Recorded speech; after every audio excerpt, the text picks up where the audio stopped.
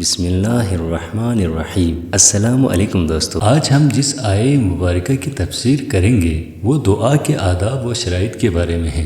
احادیث نبوی صلی اللہ علیہ وآلہ وسلم سے ثابت ہے، جو بھی دعا کے آداب و شرائط کے ساتھ مانگتے ہیں تو دعا کبھی رد نہیں ہوتے، البتہ قبولیت کی صورت مختلف ہو سکتے ہیں۔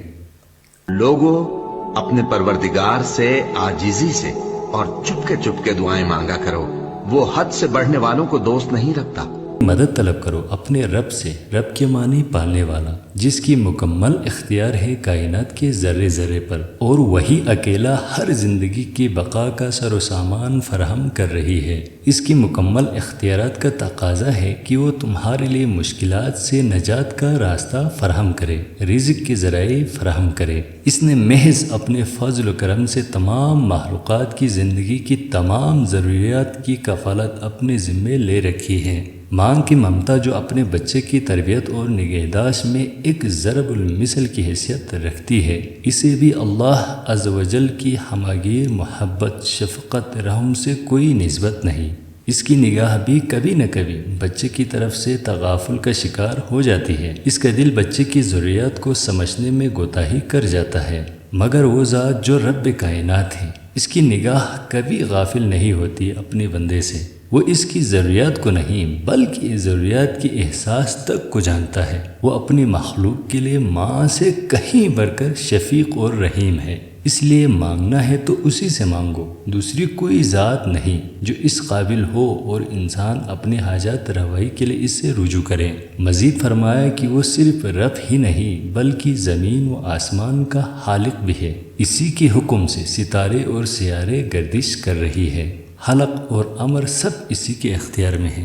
کائنات کی ہر زندہ چیز اسی سے رزق پا رہی ہے، اس کے خزانے بے شمار ہے جن میں کبھی کمی واقع نہیں ہوتی، اس لیے جو اس سے مانگو گے وہ ملے گا، مگر یہ خیال رہے کہ مانگنے کے کچھ آداب و شرائط ہیں۔ اگر تم نے مانگتے ہوئے ان کا خیال نہ رکھا تو ممکن ہے کہ تمہاری درخواست ٹھکرا دی جائے، اس لیے فرمایا تضرعا و خفیۃ۔ اس میں آداب دعا کا ذکر ہے۔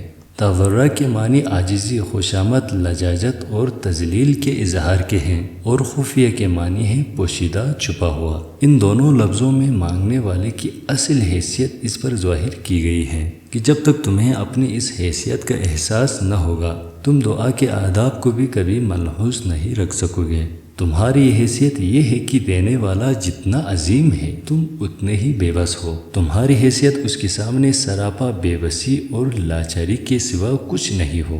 جب تم اس سے مانگو تو تمہارے الفاظ سے بھی بے بسی کا اظہار کریں، اور تمہاری جسم پر بھی اس کی عظمت اور اپنی بے بسی کے اظہار سے کھپ کھپی طوری ہو، تمہارا لب و لہجہ بے بسی کی تصویر ہو، تمہارا ہر بول زبان سے ٹوٹ ٹوٹ کر نکلے، آنکھوں سے آنسوؤں کی برکھا برسے، اور دل اس پر یقین سے سرشار ہو۔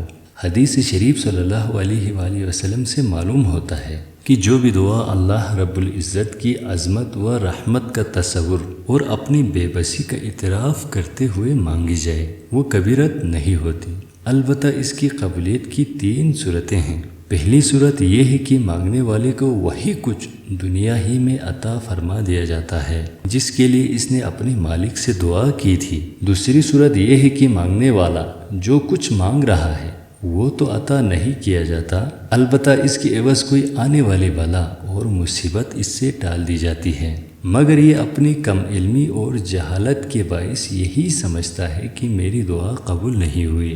تیسری صورت قبولیت کی یہ ہے کہ دنیا میں تو اس کی دعا قبول نہیں ہوتی، مگر دنیا کی یہ محرومی اس کے لیے ثمرہ آخرت بن جاتی ہے، اور جب اسے اچانک یہ نعمت اجر و ثواب کی صورت میں عطا ہوگی تو وہ حیران رہ جائے گا اور تمنا کرے گا کہ ایک کاش دنیا میں اس کی کوئی دعا بھی قبول نہ ہوتی، تاکہ آج اسے اجر و ثواب کی صورت میں ایک خزانہ ہاتھ آتا۔ خلاصہ کلام یہ ہے کہ ہمارا پروردگار اتنا رحیم و کریم ہے کہ وہ اپنے بندوں کی دعائیں جو آداب و شرائط کی مکمل پابندی سے مانگی جائے کبھی رد نہیں فرماتا، البتہ اس کے ہاں قبولیت کی صورتیں مختلف ہیں، مگر بندہ اپنی بے خبری کے باعث بعض دفعہ بے صبر ہو جاتا ہے اور یہ سمجھ کر کہ میں مدت سے دعا کر رہا ہوں مگر شنوائی نہیں ہوتی، دعا مانگنا ہی چھوڑ دیتا ہے۔